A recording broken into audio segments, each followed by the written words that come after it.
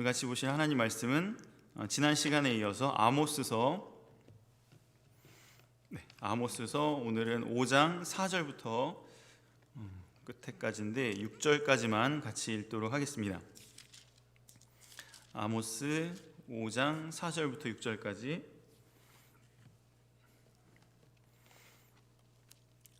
4절부터 6절까지 같이 한 목소리로 같이 읽겠습니다. 시작. 여호와께서 이스라엘 족속에게 이와 같이 말씀하시기를 너희는 나를 찾으라. 그리하면 살리라. 베델을 찾지 말며 길갈로 들어가지 말며 브엘세바로도 나아가지 말라. 길갈은 반드시 사로잡히겠고 베델은 비참하게 될 것임이라 하셨나니 너희는 여호와를 찾으라. 그리하면 살리라. 그렇지 않으면 그가 불같이 요셉의 집에 임하여 멸하시리니 베델에서 그 불들을 끌 자가 없으리라.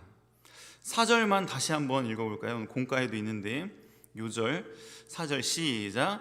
여호와께서 이스라엘 족속에게 이와 같이 말씀하시기를 너희는 나를 찾으라. 그리하면 살리라. 아멘. 오늘 말씀의 제목은 여호와를 찾으라. 그러면 살리라 라는 말씀입니다. 하나님을 찾으면 그러면 살게 될 것이다 라고 말씀하시는 것이죠. 여기서 살리라 라는 것은 망하지 않을 것이다, 완전히 멸망하지 않을 것이다 라는 그런 뜻도 있고, 죽은 자가 다시 살아난다 라는 뜻도 있습니다. 특별히 여기에서 주시는 말씀은 여호와를 찾으면, 하나님께 돌아오면 내가 너희를 살려주겠다, 이런 말씀입니다. 그러면 여호와를 찾는 것은 무엇인가? 여호와를 찾는다, 하나님께 돌아온다, 이 뜻은 우리의 눈과 귀가 세상으로 이렇게 향해 있었는데 그 눈과 귀, 몸을 하나님께로 돌리는 것을 말합니다. 여러분들의 지금 시선은 어디에 주로 이렇게 가 있나요? 만약에 내 시선이 방탄소년단이나 블랙핑크나 그런 연예인들에게 이렇게 갔다가 이런 세상 사람들보다 하나님을 더 가까이 하고 좋아하는 거, 그게 하나님께 시선을 돌리는 거예요. 만약에 나의 시선이 게임이나 여러 가지 오락이나 이런 거에 시선이 있다가 그 시선을 하나님께로 돌리는 것을 이야기합니다. 여러분들은 대부분의 여가 시간, 쉬는 시간, 이런 시간은 어떻게 주로 보내나요? 무엇을 보고 무엇을 듣는 시간을 많이 할애를 하나요? 우리가 나 자신을 돌아볼 때에 내가 많은 시간을 세상으로 향해 있는가, 아니면 하나님께로 향해 있는가? 만약에 우리의 시선이 우리의 몸과 우리의 모든 어떤 지체가 세상으로 향해 있다가 하나님께로 돌리게 되면 하나님께서 어떻게 해주시겠다고요? 세상으로 향했던 자가 하나님께로 돌아오면, 하나님을 찾으면 내가 너희를 살려주겠다라고 말씀하시는 거예요. 살려주신다라는 뜻은 살리다. 여기서 가장 하나님께서 살려주시는 중요한 지체는 뭐냐면 생각입니다. 여러분, 생각이 죽었다라는 말 들어본 적 있어요? 생각이 죽었다. 생각이 죽었다는 건 희망이나 꿈이 없이 그냥 무기력하게 모든 것을 포기한 상태를 말합니다. 근데 생각이 살아있다라는 뜻은 뭔가 희망적이고 긍정적이고 꿈이 있고 에너지가 있는 그 생각을 말하는 거예요. 근데 하나님께서 생각을 살려주시겠다. 생각이 살아나면 그 다음에 뭐가 살아날까요? 생각이 살아나서 막 하고 싶은 게 있고 꿈이 생기고 의욕이 생기고 막 활력이 생겼어요. 그러면 이제 뭐가 살아나죠? 마음이 회복이 돼요. 마음에 힘이 생겨요. 그러면 이제 행동으로 뭔가 나타나게 됩니다. 긍정적인 삶을 살아가게 되고, 특별히 자기의 꿈을 이루고 하나님이 원하시는 그런 복된 삶을 살아가서 그 다음에 이제 공과에도 적어놨지만 결국은 이 사람이 복을 받는 그런 복된 사람이 되도록 하나님이 만들어 주십니다. 하나님을 찾으면 하나님께서 이렇게 해주시겠다라고 말씀하시는 겁니다.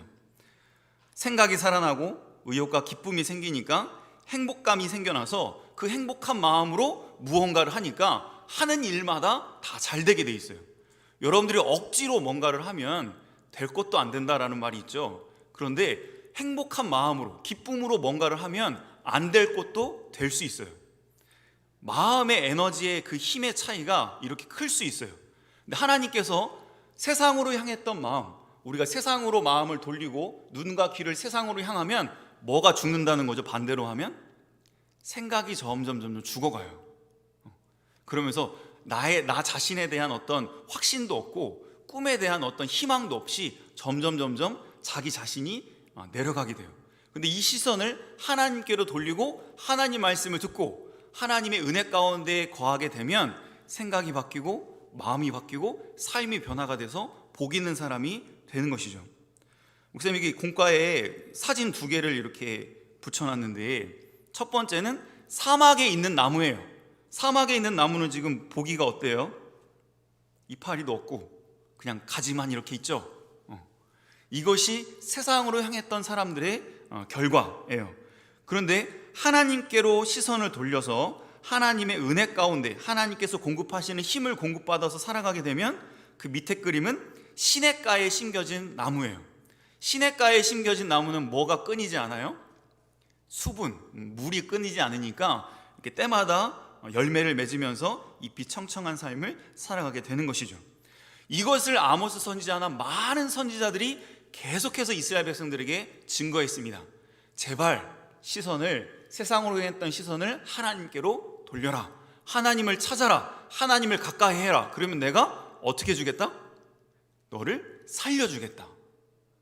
말씀하시고 또 약속하시고 또 말씀하세요. 그런데 백성들은 어떻게 했을까요? 7절부터 좀 살펴보도록 하겠습니다. 그 말씀을 듣기는 듣는데 결국은 자기가 하고 싶은 대로 사는 거예요. 7절에 보면 어떻게 살았냐면 이렇게 살았어요. 같이 읽겠습니다. 시작. 정의를 쓴 쑥으로 바꾸며 공의를 땅에 던지는 자들아. 어떻게 했대요?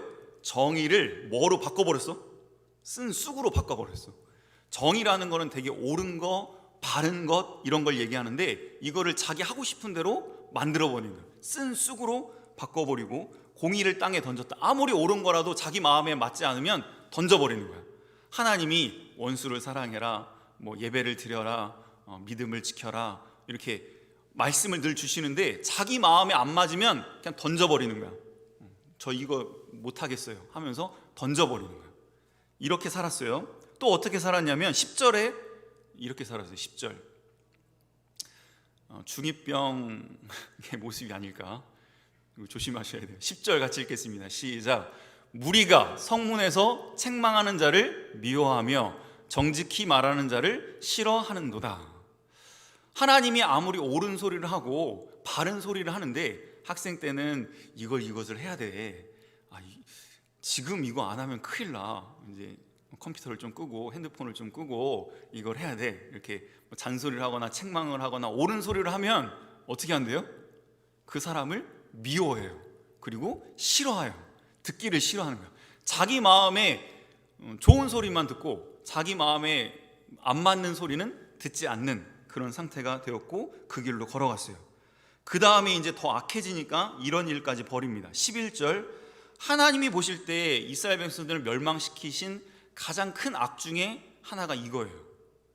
앞에 거는 인간의 원래 연약한 모습이고 그런 거 누구나 다 어느 정도는 있는데 결국은 여기까지 왔기 때문에 멸망을 한 겁니다. 5장 11절 같이 읽겠습니다. 시작. 너희가 힘없는 자를 밟고 그에게서 뭐에? 미래 부당한 세를 거두었은즉. 이게 큰 악이에요. 힘없는 자를 발로 밟았다라는 뜻은 어떤 뜻이죠? 약한 사람들, 나보다 연약한 사람들을 무자비하게 착취하고 빼앗고 죽이고 발로 밟는 그런 악을 행하였어요. 그리고 부당한 세금을 걷어가지고 연약한 사람들 거 담보 잡아서 다 빼앗고 이런 악을 행하였습니다. 그래서 하나님께서 결국은 어떤 결과를 하나님께서 일으키셨는가? 11절 후반절에 보면 이렇게 살한 결과예요. 이게 사막의 떨기나무의 모습인데 너희가 비록부터 같이 읽읍시다. 시작. 너희가 비록 다듬은 돌로 집을 건축하였으나 거기 거주하지 못할 것이요 아름다운 포도원을 거두었으나 그 포도주를 마시지 못하리라. 이게 무슨 뜻이죠? 열심히 노력을 뭔가를 만들고 뭔가를 하는데 자기 게 안 되는 거야. 아무리 아름다운 아파트를 짓고 멋있는 집을 져놨는데 정작 자기는 거기에 못 살고 죽어요. 포도원을 아름답게 잘 꾸며놨는데 결국 자기가 그 포도주를 마시지 못하는 결과를 가져오게 되는 것이죠. 하나님께서 이스라엘 백성들이 이런 경고를 계속 하셨습니다. 하나님께 돌아와라. 그럼 내가 너희를 살려주겠다. 그런데도 계속해서 정의를 쓴쑥으로 바꾸고 공의를 땅에 던지고 하나님의 말씀을 듣지 않고 귀를 닫아버렸어요. 그 결과 계속 악을 행하니까 하나님께서 이제 꽝꽝꽝 도장을 찍으십니다. 그전에는 어떻게 하셨냐면 돌아와라. 이제 그만해라. 경고예요, 경고. 멸망시킬 거다. 망할 거다. 심판받을 거다. 경고였는데 이제는 꽝꽝꽝 도장을 찍으셨어요. 반드시 내가 이 나라를, 이 민족을 멸망시키실 거다라고 결정하셨어요. 그전에는 엄포예요. 계속 경고하시는 거예요. 여러분도 부모님이 회초리를 드시고 이렇게 때리려고 하실 때 그만해라, 빨리 와라, 뭐 이렇게 경고하시잖아요. 근데 이제 계속해서 말을 안 들으면 이제 확정되는 거예요. 몇 대 맞을래? 세 대, 두 대. 우리 애들은 무조건 한 대라는데 매리가 이제 결정이 되는 거죠. 이제 꽝꽝꽝 결정이 됐어요. 그 다음에 하나님께서 주신 메시지가 24절에 있는 말씀이에요. 이제 이스라엘 백성들은 멸망이 결정이 됐습니다. 이 민족은 전쟁으로 인해서 이제 모든 민족이 완전히 멸망을 당할 거예요. 그 가운데서도 하나님께서는 완전히 버리시는 것이 아니라 희망의 메시지를 주시는데, 그 가운데서도 내가 반드시 이런 사람은 내가 살려주시겠다라고 약속을 해주세요. 멸망 당하긴 당할 거예요. 전쟁으로 다 없어지긴 할 건데 그 중에서 이런 사람은 하나님께서 살려주겠다고 약속을 해주신 게 있어요. 어떤 사람을 살려주시겠다고 약속하셨는가? 이게 이제 우리에게 중요한데, 왜냐하면 이 세상은 이미 멸망으로 가고 있어요. 여러분들이 세상을 보면 볼수록, 또 여러분들이 이제 중학생이 되고 고등학생이 되고 대학생이 되고 어른이 되면 될수록 세상은 죄로 가득 차 있구나라는 것을 점점 느끼게 될 거예요. 사람들이 정말 순수하지가 않고 참 악한 세상이구나라는 것을 이제 사회에 나가면 나갈수록 많이 알게 됩니다. 그래서 이 세상이 멸망당할 거다라는 것을 알게 되는데, 그런데 중요한 것은 이 세상은 비록 하나님의 심판으로 멸망당하겠지만 그 멸망당하는 가운데서 하나님께서 이런 사람은 살려주시겠다라고 약속하신 말씀이 있어요. 그래서 이게 중요한데 24절 같이 읽겠습니다. 24절. 이 말씀이 좀 어려울 수도 있고 이게 무슨 말인가 라고 좀 이해가 안 될 수도 있는데 상당히 쉬운 말씀이에요. 24절 같이 읽겠습니다. 시작. 오직 정의를 물같이 공의를 마르지 않는 강같이 흐르게 할지어다. 아모스서는 약간 시적인 표현이 많은데 아까 정의를 쑥같이 만들었다 라고 이렇게 표현한 것처럼 여기서는 정의를 뭐로 만들면 된대요? 자, 여러분들이 정의를 쑥으로 만들면 하나님의 큰 심판을 당하게 되는 것이고, 정의를 뭐로 만들면, 뭐같이 만들면? 강같이 흐르게 하면 하나님께서 살려주시겠다라는 말씀이에요.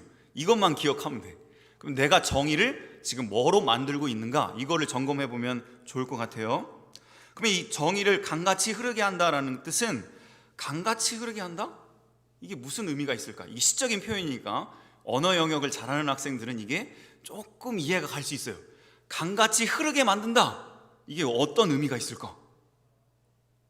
계속 흘러가는 거예요. 여기 보면 마르지 않는 강같이 흐르게 한다라고 말씀하고 있죠. 정의가 계속 흐르는 거야. 내 주변에 흘러가고 있는 거야. 이것은 어떤 걸 의미할까요? 첫 번째 의미는 끊이지 않게 계속 흐르게 하라라는 뜻이고, 그거보다 더 중요한 말씀은 나의 일상생활 속에서, 옆에서, 근처에서, 가까이에서 흐르게 하라, 자연스럽게 흘러나오게 하라라는 의미가 있어요. 자, 물이라는 거는 위에서부터 밑으로 흘러내려가는 것은 어떤 법칙에 의해서 흘러가는 거예요? 그냥 자연스러운 자연의 법칙에 의해서 흘러가고 있는 거예요. 그것처럼 여러분들이 선을 행하고 의를 행하고 바른 삶을 사는 것이 억지로 사는 것이 아니라 그냥 자연스럽게 우러나오는 삶을 살아가는 사람이어야 하나님께 살려주시겠다라는 뜻이에요. 자, 이게 어떤 의미가 있을까?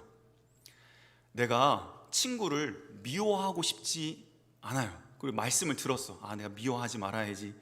저 친구는 나를 미워해도 나는 저 친구를 미워하지 말아야지. 마음만 먹는다고 그게 될까? 안 되지, 안 돼요. 그런데 이미 마음속에 사랑이 있고 하나님의 은혜가 부어진 사람은 내가 저 친구 사랑해야지, 미워하지 말아야지 막 이렇게 억지로 순종하는 게 아니라 나도 모르게 하나님의 은혜가 있고 성령님께서 내 안에 감동을 주셔서 그걸 기쁨으로 순종하게 하시는 거예요. 그러니까 억지로 순종하는 게 아니라 자연스럽게 우러나와서 순종하는 그런 모습이 이 표현이에요. 그러니까 여러분들이 정의로움, 의로움, 바른 생활이 내 속에서부터 우러나오는 삶을 살아가는 거, 그게 바로 공의를 강같이 흐르게 하는 겁니다. 말이 어렵나요? 제가 설명하는 게 좀 서툴러서 이해가 안 갈 수도 있는데 이거 하나만 이해하시면 돼요. 마치 여러분들의 이 마음 속에서 정의, 의로움, 바른 생각, 바른 삶이 그냥 우러나오는 거예요. 잔소리하지 않아도, 누가 이렇게 해라라고 명령하지 않아도 그냥 자연스럽게 이렇게 하고 싶다, 이렇게 하는 게 좋겠다라는 생각을 가지고 하는 것이 바른 삶을 살아가도록 하는 그런 삶이 될 때 하나님께서 그런 사람은 내가 살려주겠다라고 말씀하시는 거예요. 여러분들은 지금 이 사춘기 시절에 어떤 삶을 살아가고 계신가요? 이 정의로움, 공의로움, 이게 무슨 거창하고 대단한 일을 말하는 것이 아니라 무슨 나라를 바꾸고 천지를 개벽하는 그런 놀라운 일을 말하는 게 아니에요. 어떤 걸 이야기하는 거냐면 내가 일상생활 속에서 하나님이 보실 때 옳다고 하는 거, 선이라고 여겨지는 것을 하는 걸 이야기하는 겁니다. 학생으로서, 자녀로서 마땅히 해야 되는 거. 여러분들 머릿속 이론적으로는 알죠? 부모님에게는 어떻게 해야 되고, 학생으로서는 지금 뭘 해야 되고 알아요, 몰라요? 누가 막 잔소리하지 않아도 어느 정도는 알고 있어요. 그 증거가 뭐냐면 그것을 안 했을 때 본인 자신이 괴로워요. 본인 자신도 알고 있어요. 내가 지금 이렇게 하면 안 되는데, 내가 지금 학생 때 이걸 해야 되는데, 뭐가 옳은지 알고 있어요. 그리고 내가 부모님에게는 어떻게 해야 되고 친구들에게는 어떻게 해야 되는지 하나님께서 양심이라는 걸 주셨기 때문에 또 성령님의 감동으로 알게 해주세요. 그걸 행하는 것이 공의로움, 정의로움이에요. 무슨 뭐 슈퍼 히어로가 돼가지고 나라를 구원하고 이게 공의롭고 정의로운 게 아니라 여러분들이 주어진 생활 속에서 옳다고 생각하는 것을 실천하는 것, 그게 공의로움입니다. 이것이 우러나오도록 또 삶 속에서 자연스럽게 행해지도록 하는 삶을 살면 하나님께서 반드시 그 사람은 지켜주시고 건져주시고 살려주십니다. 그걸 약속하신 거예요. 그래서 목사님은 이런 도전을 한번 해보고 싶어요. 공과 여기 맨 마지막은 같이 한번 읽어봅시다. 우리 교회가, 특별히 우리 송탄 문福교회가 부모님이 먼저 보내고 싶어 할 정도의 그런 교회가 되면 참 좋겠어요. 여러분들 부모님의 간절한 소원이 뭘까? 이제 부모님들 이렇게 상담을 하다 보면 초등학교 때까지는 공부를 얘가 참 잘했고 얘가 참 머리가 좋은 애인데 중학교 가더니 친구를 잘못 만나서 그런지 자꾸 공부는 안 하고 딴 길로 가고 삐딱하게 나간다고, 큰일 났다고. 아무리 잔소리를 해도 이제 한 중2 정도 되면 엄마 말 거의 안 듣죠. 그리고 이제 자기 하고 싶은 대로 살아가게 돼요. 그런데 그렇게 막 삐딱하게 갔던 친구가 교회에서 예배를 드리고 신앙생활 하기 시작하더니 갑자기 애가 바뀌었어. 막 시키지 않아도 공부하고 쉽진 않겠지만 시키지 않아도 공부를 하고 막 애가 밝아지고 긍정적이 되고, 부모님이 뭘 말하면은 막 옛날에는 따박따박 막 이렇게 어떻게 보면 막 반항적인 말을 했었는데 이제는 순종하면서 오히려 부모님을 도와주고 위로해주는 그런 단계까지 갔어. 그럼 이 부모님은 이 친구를 계속 교회에 보내고 싶을까, 아니면 교회 가지 말라고 그럴까? 교회 보내고 싶겠죠. 얘가 교회 가야 사람 된다. 얘가 교회 다녀야 어떻게 보면 이제 사람다운 삶이 될 수 있다. 그것을 느끼도록 하는 거, 그게 바로 이 시대에 저와 여러분들이 해야 할 큰 사명 중에 하나예요. 여러분들이 신앙생활 하면서 하나님을 믿는다고 하면서 성도로서의 삶을 산다고 하면서 나의 삶 가운데서는 어떤 열매가 맺어지고 있는가? 혹시나 옳은 것이 뭔지 알고 내가 어떻게 해야 되는지 알면서도 이 이스라엘 백성들처럼 그거를 쓴 쑥으로 바꿔버리고 그냥 땅에 던져버리는 삶을 살아가는가? 아니면 그런 것들이 내 안에서 잔소리하지 않아도 자연스럽게 우러나올 수 있도록 정의와 공의가 강같이 흐르도록 하는 그런 삶을 살아가고 있는가, 우리가 한번 돌아봐야 하겠습니다. 여기만 같이 읽고 마치도록 하겠습니다. 그러면 이런 삶을 살게 돼요. 14절 15절, 착하고 선한 삶, 하나님이 원하시는 것인데 14절 15절입니다. 만약에 얘가 교회를 다니더니 이런 사람으로 변화된다 그러면 모든 부모님들이 다 교회를 보내고 싶어 할 것 같아. 왜 부모님들이 힘써서 일해가지고 학원도 보내고 이렇게 하죠? 학원 가서 뭔가 좋은 걸 배워오고 성적이 향상되기를 원해서 돈을 들여서라도 학원에 보내잖아요. 그런데 인격을 성숙하게 하고 바른 가치관을 갖게 하고 바른 인생을 살게 만약에 교회가 해준다고 하면, 그것을 정말 부모님이 안다고 하면, 그것을 깨달은 부모님들은 당연히 어느 곳보다, 학원보다 더 교회에 보내려고 애를 쓸 거예요. 근데 여러분들이 교회에 다니면서 단순히 그냥 하나님이 나를 사랑하신다, 나는 이제 죽으면 천국 간다, 여기에만 머무르면 안 되고, 정말 여러분들의 삶 가운데서 부모님이 교회에 보내고 싶어 할 정도의 그런 삶을 살아가게 되면 하나님께서 반드시 아무리 고난 가운데서도 여러분들을 지켜주실 것입니다. 14절 15절 같이 읽겠습니다. 시작. 너희는 살려면 선을 구하고 악을 구하지 말지어다. 만군의 하나님 여호와께서 너희의 말과 같이 너희와 함께 하시리라. 15절. 너희는 악을 미워하고 선을 사랑하며 성문에서 정의를 세울지어다. 만군의 하나님 여호와께서 혹시 요셉의 남은 자를 불쌍히 여기시리라. 여러분들이 마음속에 이것이 옳은 것이다, 이것이 선한 것이다 라는 것이 느껴지고 깨달아진 것이 있다고 하면 그걸 순종하려고 애를 써보세요. 그럼 반드시 하나님께서 도와주시고 거기서 끝나지 않아요. 그것을 행하면서 나아갈 때는 하나님께서 반드시 이 고난 가운데, 또 이런 절망이 있는 이런 세상 가운데서도 여러분들을 불쌍히 여겨주셔서 시냇가에 심겨진 나무처럼 많은 열매를 맺으면서 하나님께 영광 돌리는 삶을 살아가게 할 줄 믿으시기 바랍니다. 우리가 어떤 사람이 되어야 된다고요? 간단하게 정리하고 마칩시다. 부모님이 오히려 교회에 보내고 싶어 할 정도의 그런 삶으로 우리가 신앙생활을 한다고 하면 하나님께서 반드시 여러분들의 삶을 지켜주시고 살려주실 줄을 믿으시기 바랍니다. 이 말씀 기억하면서 같이 잠깐 기도드리겠습니다.